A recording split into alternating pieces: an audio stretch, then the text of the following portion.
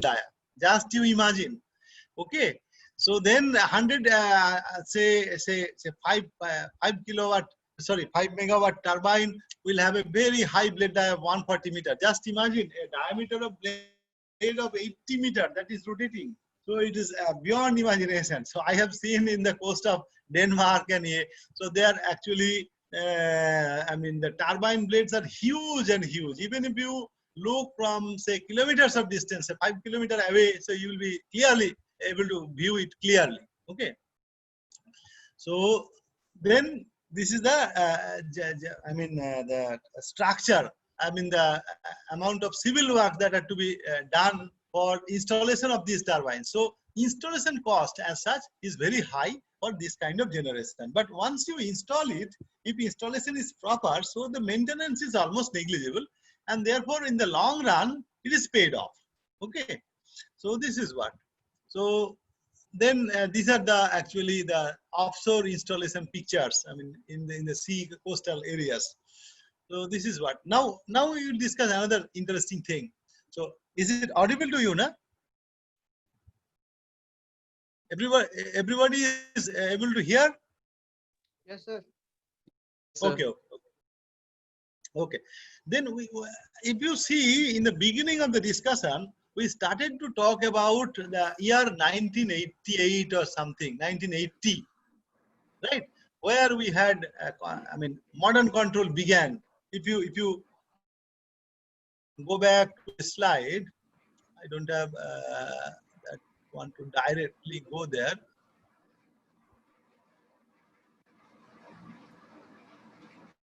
In the 1980s, the first modern wind turbines were constructed in 1980.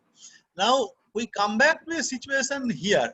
Now where we saw that the 1980 is the start of actually the wind energy generation era, you can say.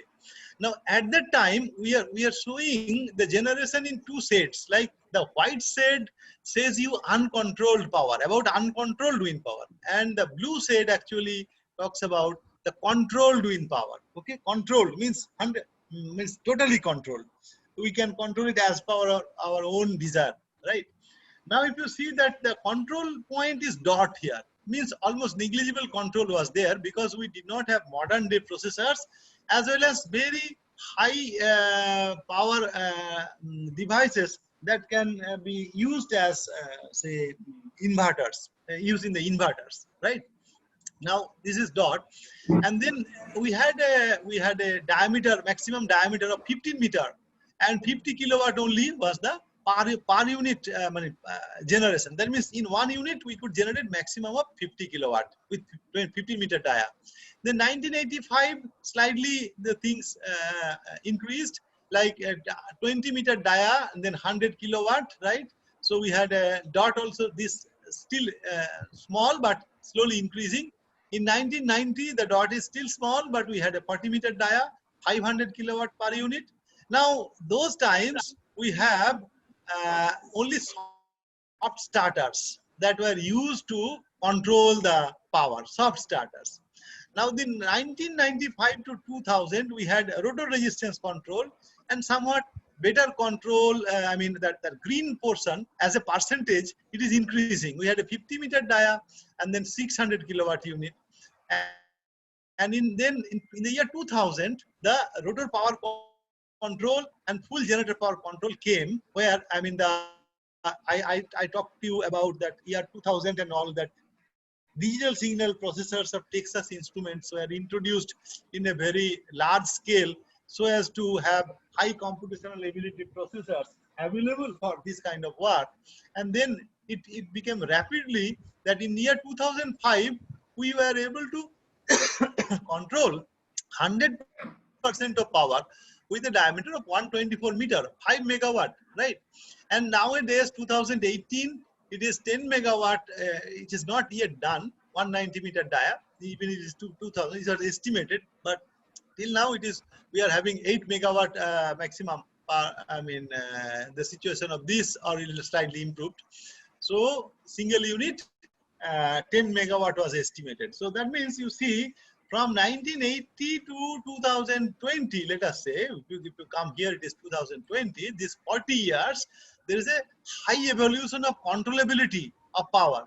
And that has actually led to convert it in a large scale. That means a single unit of 8 to 10 megawatts. Okay. Then we come the technologies. The technologies.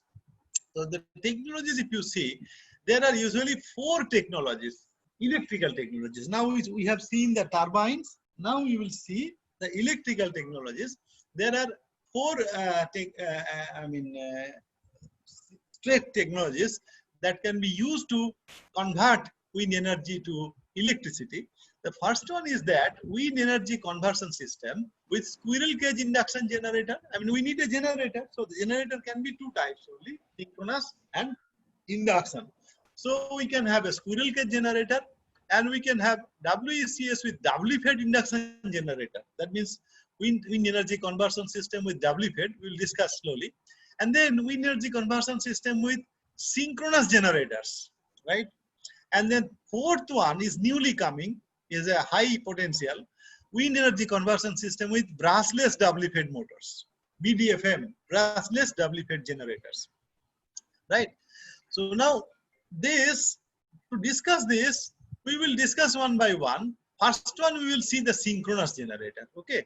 Next, we will see the induction, and then lastly, the brushless doubly-fed if time permits. Because more than 2.5 hours talking is very difficult for me. Now, WECS with synchronous generators. Now, if you see synchronous, so what is the method of generation? You all know what is the method of generation through synchronous generators. We have to have a rotor supply, DC, and then the rotor is rotated at a speed, and the stators have a winding like an induction machine. And when the rotor rotates, actually, according to the number of poles and rotor speed, the voltage and frequency, voltage is generated at this stator at a suitable magnitude and frequency, right? So then what happens? Now, this has got a clear advantage. Like, if the rotational speed is small, normally what will happen? That there will be a generation. But as the generation is, generated voltage is proportional to the speed.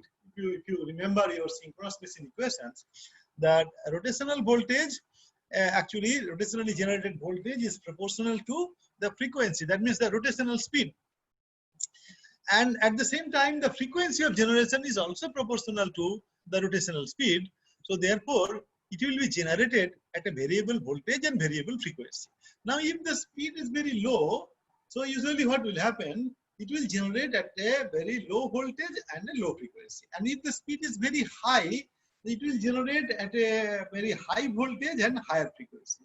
So with the variation of wind speed, the developed power is of variable voltage and variable frequency nature, which is not usable to any of the electrical loads apart from the heating loads that we use in modern day civilization. Okay. So therefore, actually, this power has to be converted through some power conditioners in order to make it usable. Now, normally what is done? That normally this raw power generated is rectified through uncontrolled rectifier, and then it is connected through a DC link filter to the inverter, and that inverter generates a voltage. And normally what happens, if this voltage magnitude is varying, so DC link voltage will vary. So inverter voltage can be somewhat controlled with the help of say PWM techniques, but it cannot be wholly controlled. So therefore, there can be a transformer located here, so that can boost up the voltage to a suitable value for general usage or transportation to grid. Okay. Now again, there is another situation. That means the field. As we say, there is a DC field. Okay. Now the part of the generated voltage has to be converted to DC and fed to the field, so as to generate power at full capacity. But there is a problem. If there is a low speed, so this voltage will be less, and the DC power also will be less to the field, and therefore, the current fed to the field of the synchronous generator also will be less, and therefore there will be the voltage will not rise. So I mean, this is a schematic arrangement. So there is some other arrangement that can be also introduced, like a battery that can be used as a starting unit to give full field, and then when it generates to full voltage, actually this can be switched over from battery to this one in order to generate the rated power. But the thing is that if you see here, we need three converters. One is this field converter, one is this rectifier, one is this inverter. Now this rectifier and inverter has to be of same capacity as the synchronous generator, because these two handles full power, and this can be of lower capacity because the field does not handle full power. It is only handling, say, maximum of 5% power of the generated 5% of the generated power. So this can be of lower power, but these two things actually can increase the cost of the system, can increase the, I mean, can require more space, can even decrease the reliability, as because it is a power electronic equipment and there can be failures. So this thing, although is a very simple one to generate, but normally because of the cost point of view and because of the reliability point of view, because of the, say, space point of view, these are not very highly recommended unless and until we have a situation that we cannot use other system apart from these synchronous generators. Now this is another scheme where actually we are showing a PMSG. PMSG means the field supply. Field is permanent magnet. Now this field supply converter is not required. So therefore here this is an advantage that it can start from low speed, because at low speed the field is maximum. Field is maximum, right? But this will have a high regulation. Here in the other scheme, we could have reduced the field voltage when the speed was very high in order to generate the rated voltage only. So therefore, the control of the field current is very easy here, but which is not here because it is field permanent magnet. So we cannot use this kind of situation there. So we have to use an active front-end converter here, and that active front-end can introduce a field which is in opposition to the main field, and then it has a complex control, limited capacity, because when it is an active front-end, it has to be used with, it cannot be used with ordinary diode rectifiers. It will be, the devices will be either IGBT or say MOSFETs. Normally IGBTs will be used at high power. So the IGBTs also has got limited power capability. So therefore, then ultimately the overall capacity gets reduced. So then if it is not so normal operation, so it can be, there is a diode rectifier, and then there is a boost converter to boost the voltage, DC link voltage, and there is the inverter, right? Grid side converter or inverter, and that through a transformer can be fed to the grid. And this can be controlled, depending on the situations, I mean grid voltage, etc., grid voltage, frequency, phase, etc. So again, if you see, there are three converters working in series, and then working in say cascaded mode, and then each will have a rating of the PMSG rating. So again, the cost is increasing, and along with there is another transformer which will also handle the same power with like the PMSG. So therefore, the overall cost is very high for the system. Space requirement is very high. So this is normally not I mean a very popular system unless and until no other means are available. Okay. So then comes, this is the rectifier and chopper unit that I was talking about. Boost rectifier, sorry, boost converter. This is a rectifier, and this is the inverters. These are three units. Okay. So now these are modes of control. So this all know. Now we go to the case where we generate with induction generator. Okay, induction generator. Now induction generator, we know induction machine. So if you look at the speed torque characteristics of induction machine, now what does it look? How does it look like? It is like this one. Now this is a slip one situation. That means zero speed. Now it reaches, it's a synchronous speed situation, and it's a situation double the synchronous speed, right? And if you plot slip, this is actually not mentioned here. This is slip. Sleep will be 1 at the starting point, that means when speed is 0. Sleep will be 0 at synchronous speed, and sleep will be negative at double the synchronous speed. Negative -1, right? Now, the torque variation with sleep is something like this. I think it is very well known to all of you. And look at this region and look at this region, these two regions. The basic difference is that the torque is, generated torque is positive here. Now, normally we consider for a machine as a convention that when torque is positive, that means the machine is absorbing power, right? Absorbing electrical power, and it is generating mechanical power because the torque is mechanical. So torque is generated, right? The torque is available, it is positive. Now, when the torque is negative means the torque is absorbed. That means the rotational power is absorbed. Now, where this power will go? It will be converted to electrical power, right?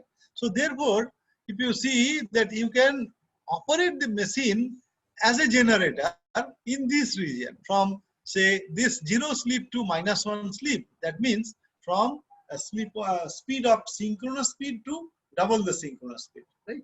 But again, there is a variation. Now here you see that the torque varies from synchronous speed at 0, reaches at peak value negative, and then again reduces and diminishes to a very low value at higher and higher speeds, right?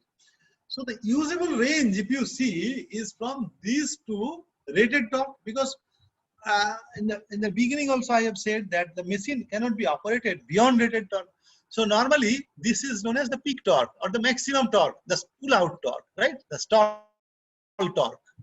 So now the ratio, usual ratio of pull-out torque to rated torque, if you see the specifications of a machine, it is around 2 to 2.5, right? The ratio of pull-out torque to rated torque. So that means the rated torque will be located somewhere here in the positive region for the motoring action, and then the negative region for the generating action also here. That means you cannot reach a torque which is beyond this. So the machine will be having some problem. Now the torque has got other points also here and here, right? Now this is unstable region. Now normally this region is avoided. So therefore this is the maximum operating speed for the generator, and from this speed to this speed, again if you see at this speed, torque is very negligible. That means it becomes from this speed to this speed. Now if you see the rating of a generator, rated sleep, right? Rated sleep is how much? It is around 4%, 4 to 4.5%. So let us assume to be approximately 4%. So now at 4%, so if you have a two-pole machine, so what is the synchronous speed? 50 Hertz system, 4-pole machine, synchronous speed, can you tell?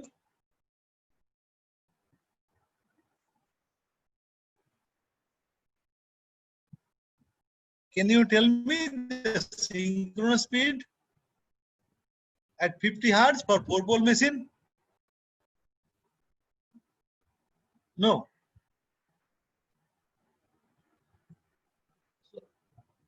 Actually, it is 1500 RPM. If you calculate through the formula, well-known formula 120F by P, it will be 1500 RPM, right? Yes, sir. So am I audible? Yes, sir. It will be 1500 RPM. So then 4% of 1500 RPM is how much? 60 RPM. So that means it will have a speed of 1560 RPM maximum to reach the rated torque, and then below 1% of sleep, actually the torque is not at all appreciable. So therefore the generated power is also very less. So then from 1% means how much? 15 RPM. So then 15 to 1560. So this 45 RPM becomes the effective speed range for the generators. Okay, so you have to operate within this speed to have appreciable generation, beyond which your torque limit is appearing, and below which the torque is not appreciable for generating appreciable power. So this 45 RPM means it has to be almost a constant speed generation. So if the speed varies widely, as I have said, because of the wind speed variation, so your turbine speed can vary widely. So therefore, this normal operation without control is very rare. I mean, it is very difficult to achieve, right? So the operating, we have got a very narrow operating speed range for this kind of generators. Now, what is this? If you look at the scheme, there are two types of schemes with synchronous generator. One is known as the self-excited scheme, self-excited induction generator, standalone mode. Self-excited induction generator in standalone mode. Standalone means there is no interconnection with supply system, grid system, right? So we have a induction generator, and it is connected to a prime mover. That means it will be a wind turbine. It will be a wind turbine, and as it generates power, it can be directly connected to load. And then these capacitors are connected at the stator terminals, if you remember. So then what is the function of these capacitors? So normally if you see, if you look at the equivalent circuit of the induction machine, now it is per phase equivalent circuit is like this. So the capacitors are connected at the stator end. That means here there will be a capacitor, right? So now what will happen? Now when it generates power, actually when it generates power, so the generated power will try to flow this current through the magnetizing part, and part of the power will be flowing through the load, right? And when it is flowing through magnetizing part, so it actually say when it rotates, starts rotating, right? And at a particular speed, the rotor has got some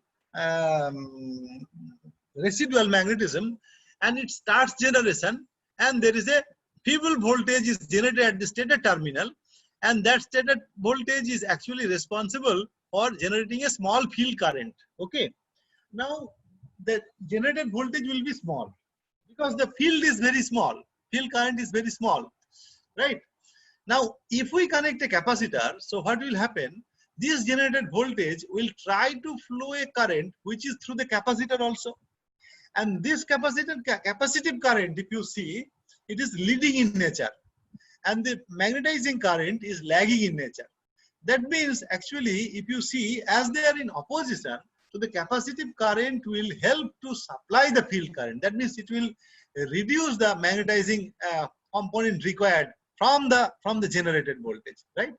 So therefore ultimately in the reverse way, you can think that the capacitor can supply some field current, and that will increase the field current, and in turn that will generate more voltage, and then this more voltage will again develop more capacitive current and more field current, and in this way there is a situation that the voltage build up takes place simply like the situation of DC shunt generator. If you have learned, then it settles to a rated it settles to a steady voltage which can be rated if the capacitor is properly designed. Okay, so that is the reason the capacitors are given. It will supply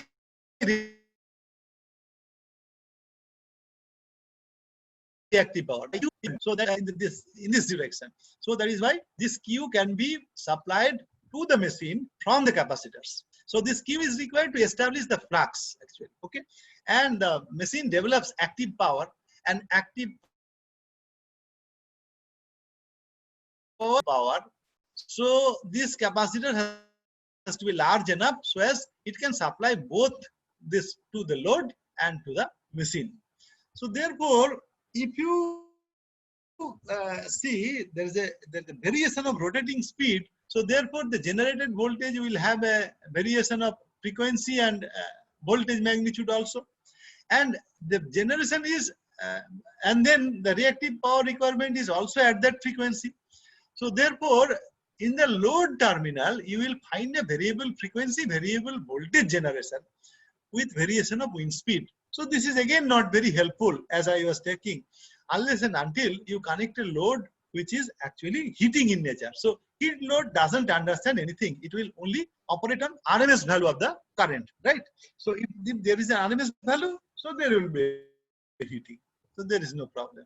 So other loads which demands a fixed voltage, fixed frequency, or a variable voltage, variable frequency as per its demand, it will not be actually compatible with this kind of sources, right?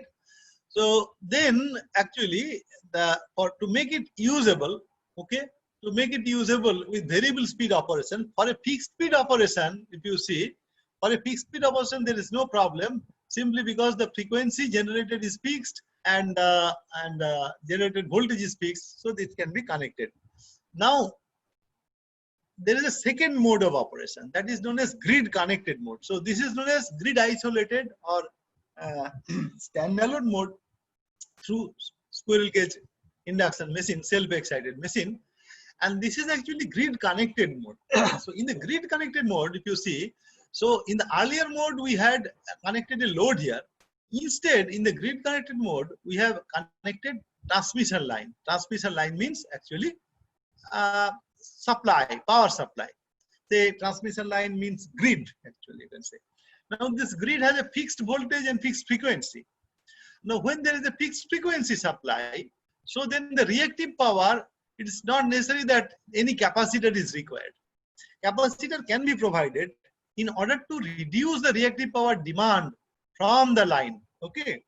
Because it will operate at low power factor, it will demand reactive power. So in order to reduce this power, you can connect a capacitor, and this capacitor can supply to the generator the reactive power required. But it is a fixed capacitor, so therefore with variation of load and speed, the balance power has to be supplied from the transmission line or the grid. Now here the advantage is that no synchronization is required, it is already connected, and the generation is always at 50 Hertz.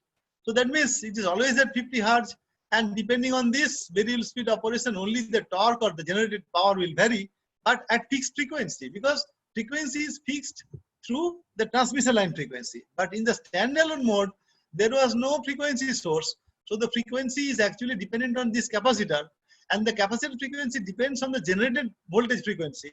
So therefore, the frequency was variable. Now here the frequency is fixed, there is no problem at all. So this is a advantageous situation, but disadvantage in the sense that if there is a speed variation, so it cannot be kept connected. High speed variation, these are all constant speed, fixed frequency generation, okay? So this is what. So now in order to modify this with the advent of power electronic converters, so this is the scheme that came in, which actually could generate the fixed frequency voltage at fixed frequency, fixed voltage generation through this two back-to-back converters. Now it is similar. Now what is done actually, again you can connect a capacitor in this area. So better I take a 5-minute break. 5-minute break, because I'll drink some water and then I'll start another 45 minutes. Okay. Within 10 minutes, this meeting will be closed, and then okay, 10 minutes. Okay, so I'm coming at say 12 o'clock. Okay, I'm coming back at 12 o'clock. Okay.